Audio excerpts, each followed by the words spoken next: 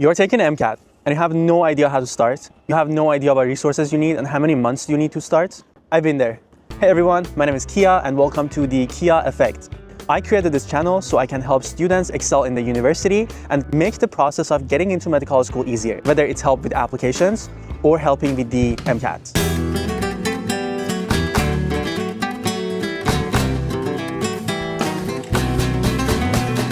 Today I'll talk about MCAT breakdown and scoring, study schedule and phases you need to study, and some common mistakes that you should avoid.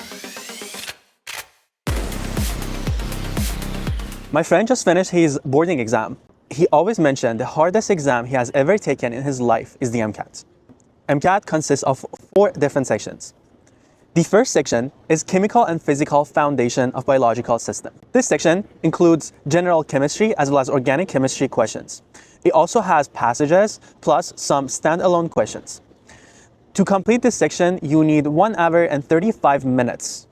When you're done with this section, you'll have an optional 10 minutes break, and then you move on to the next section, which is CARS, or Critical Analysis and Reasoning Skills. This section is 90 minutes or 1 hour and 30 minutes. It has 9 passages with questions that are relatable to the passage. This section does not need any prior knowledge, and everything you need to know is within the text, within the passage. The passages you're given could be anything from modern art to genetic makeup of human beings to favorite washroom that King III of England used.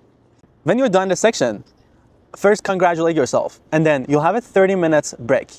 Coming next is Biological and Biochemical Foundation of Living Systems. What this section is basically biology and biochemistry. Again, it has passages plus some standalone questions. You again have 1 hour 35 minutes to complete this section, and you're given 10 minutes break afterward, which you can choose to take or not to take this break. Finally, you have the last section, which is Psychology and Sociology. It's PsychSoc, PS. This section includes topics in psychology, sociology, and human mental health concepts. Now we know what MCAT includes, so let's jump into how MCAT is scored.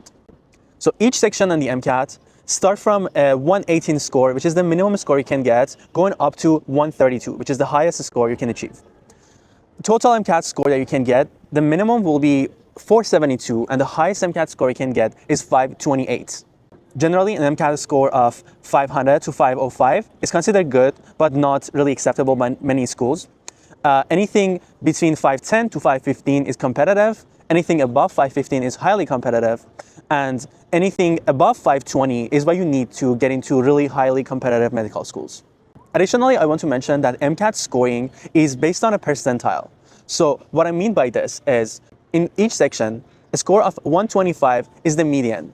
So that's what 50th percentile is. And anything above this will be given a different score. Anything before this line of median is something that your score is going to be lower than 125. My students always ask, should I take the MCAT in a time where people are not as competitive? Would I get a higher score if I'll take it in a time like if I'll take it in the winter versus if I'll take it in the summer?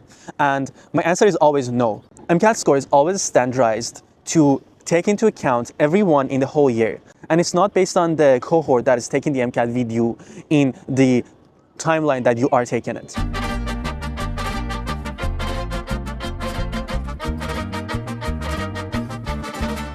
When should you start studying for the MCAT? Most common studying time that people take to study and prep for the MCAT is 3 to 4 months. But some people may choose to take longer. Some people have to do it in a shorter period of time.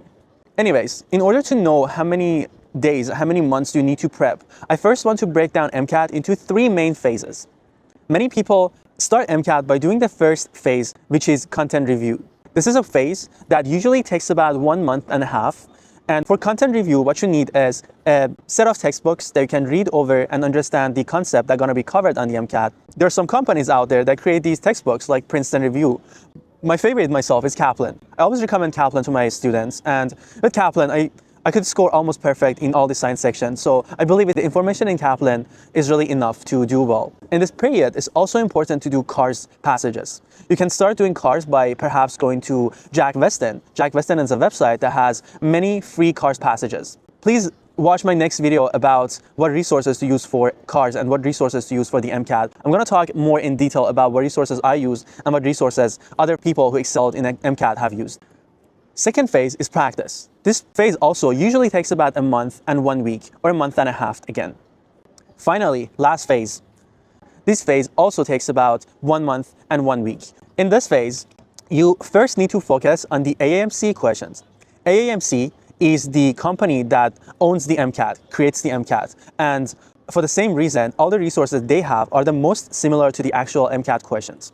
In this stage, you also need to take full-length MCAT exams. Again, please make sure to watch my next video about what resources to use for the MCAT. I'll talk about all of these resources in more detail.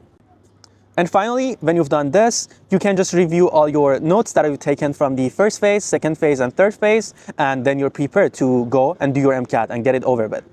With that knowledge, now you're prepared to go ahead and see how much time would you need for each phase, so you can create a schedule based on the number of days you have until your MCAT exam. I'll release my own video that I created about what is the best MCAT schedule that works for everyone, so please be subscribed.